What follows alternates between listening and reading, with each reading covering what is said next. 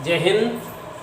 आज हम बात करेंगे हमारे भारतीय संविधान, हमारा राष्ट्रीय ध्वज, हमारा राष्ट्रगान और राष्ट्रीय चिन्ह जो अशोक की लाट है उसके संबंध में हमारे पास क्या कानून हैं उनके मान सम्मान के लिए। तो सबसे पहले हम बात करेंगे अशोक की लाट की कि अशोक की लाट का प्रयोग कहाँ कहाँ किया जाता है। उसके लिए हमारे यहाँ एक नियम है, भारत राज्य के प्रतीक उपयोग नियम 2007। ये जो राज्य के प्रतीक है ये अशोक की लाट को प्रयोग किया गया है। इस नियम में ये बताया गया है 2007 के कि ऐसे कौन से लोग हैं जो अशोक की लाट का प्रयोग कर सकते हैं। तो सबसे पहले अशोक की लाट का प्रयोग सरकारी बिल्डिंगों में किया जा सकता है। सरकारी भवन कई हैं उसे वहाँ लगाया जा सकता है, उसे स्थापित किया जा सकता है। इसके अलावा राज्य सरकारों को ये अधिकार दिया गया है कि वे आवश्यकता अनुसार स्टाम्प वगैरह या किसी और आदेश पर अशोक की लाट का प्रयोग केंद्र सरकार की अनुमति के बिना कर सकते हैं। इसके अलावा अशोक की लाट का प्रयोग कुछ लोग अपनी गाड़ियों पर आगे लगाकर करते हैं। तो उसमें इस नियम में बताया गया है कि वे कौन लोग हैं जो अशोक की लाट का प्रयोग अपनी गाड़ी पर कर सकते हैं। वो हैं हमारे भारत के महामहिम राष्ट्रपति महोदय, महामहिम उपराष्ट्रपति महोदय,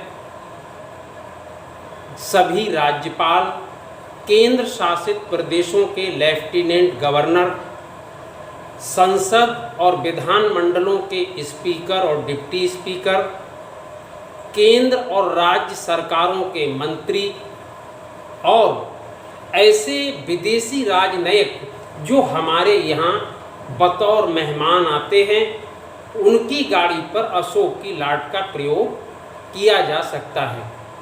इसके अलावा ऐसा कोई व्यक्ति जो इस अशोक की लाट के प्रयोग के लिए प्राधिकृत नहीं है, उसे भारत राज्य प्रतीक अनुचित प्रयोग निवारण अधिनियम 2005 की धारा 7 के तहत दंडित किया जाए।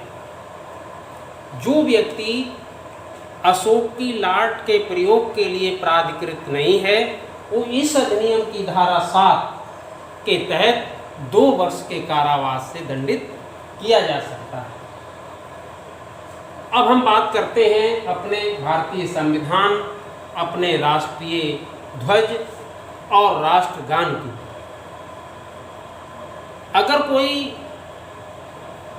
संविधान, राष्ट्रध्वज या राष्ट्रगान का सार्वजनिक तौर पर अपमान करता है, उसको जलाता है, उसका दुरुपयोग करता है, फाड़ देता है, या तिरंगे झंडे का कहीं जहां हम लोग लगाते हैं सम्मान के लिए, उसके अलावा उसका प्रयोग कहीं पर्दे के रूप में प्रयोग करता है, कहीं उसका वस्त्र सिलवा लेता है या कहीं टेंट में लगाता है, इस प्रकार से अगर वो उसका प्रयोग करता है तो वो दुरुपयोग माना जाएगा। और उसके लिए एक अधिनियम है हमारे यहाँ, राष्ट्रीय ध्वज अपमान निवारण अधिनियम 1971। इसकी धारा 2 के तहत ऐसे व्यक्ति को दंडित किया जा सकता है।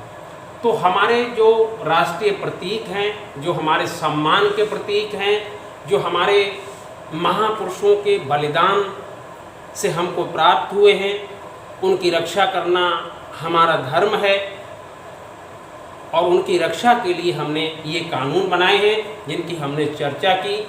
और ऐसा कोई व्यक्ति जो इनका किसी भी प्रकार से अपमान करता है तो हम इन कानूनों के तहत उसके विरुद्ध कानूनी कार्यवाही कर सकते हैं। जय हिंद।